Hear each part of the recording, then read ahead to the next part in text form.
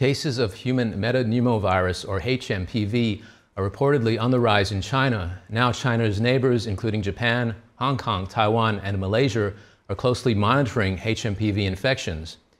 To break down these concerning reports, we have Sharon Lin, member of the Committee of Present Danger China and a former U.S. Army microbiologist. Sharon, good evening. Good evening, Brendan. Thank you for inviting me.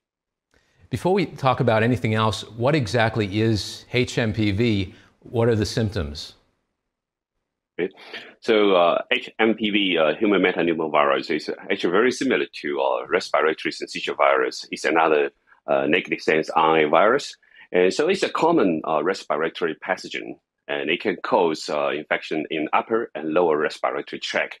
And the symptoms are very similar to flu, and usually it doesn't cause severe symptoms.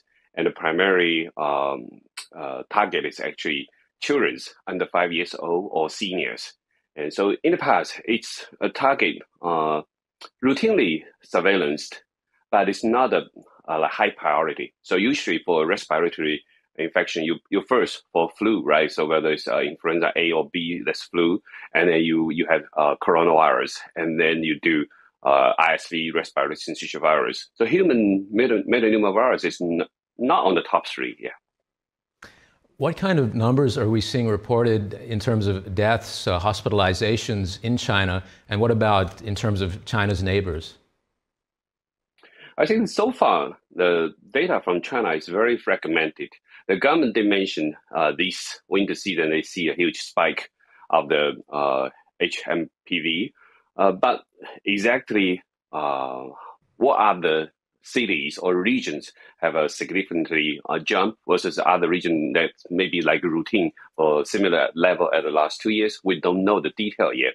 And the neighboring country that you mentioned, I think they are playing very good strategy to be very cautious, to be very observative to see if anything unusual happening in China, because every country, learned the lessons from the pandemic, COVID pandemic. So everybody want to be, paying close attention to the public health situation inside China. But the data from China is still very limited. We haven't seen any major hospitals have a clear declaration say they are facing an outbreak at the pandemic or at the endemic level, not even pandemic level, right? So we do see in China many of the big hospitals have a lot of children going to see doctors, more hospitalizations, more respiratory infections need a secondary care. We see these kind of reports, but a lot of them is sporadic on the internet. So the problem is that the Chinese government didn't provide a systematic data for outside world to understand what's the real situation. We just passed the 5-year anniversary of the SARS-CoV-2 outbreak in Wuhan. Does this, what you're seeing in the pattern of this virus, does it bear any resemblance to what happened 5 years ago? I doubt. I don't think the human metapneumovirus will be pathogen that the whole public health community will be really, really cautious about it. I think what is really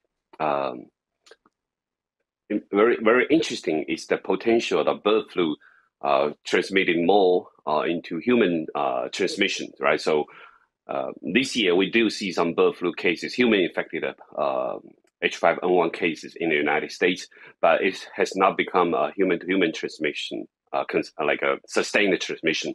In the past, in China, we see H7N8, H10 and H10N8, these kind of human infection, and also H5N1 human infection case. And some of these have potential to be highly pathogenic and have potential to be, gradually adapted to be more human-prone infections.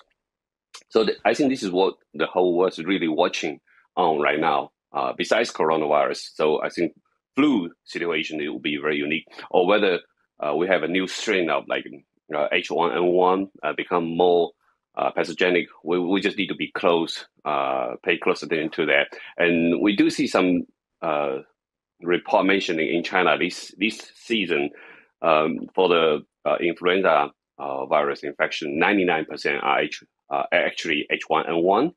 So very, very little H3N2 seasonal. So this is a little bit unusual, but we're still in the early winter period right now. So we just need to pay close attention to what's going on inside China.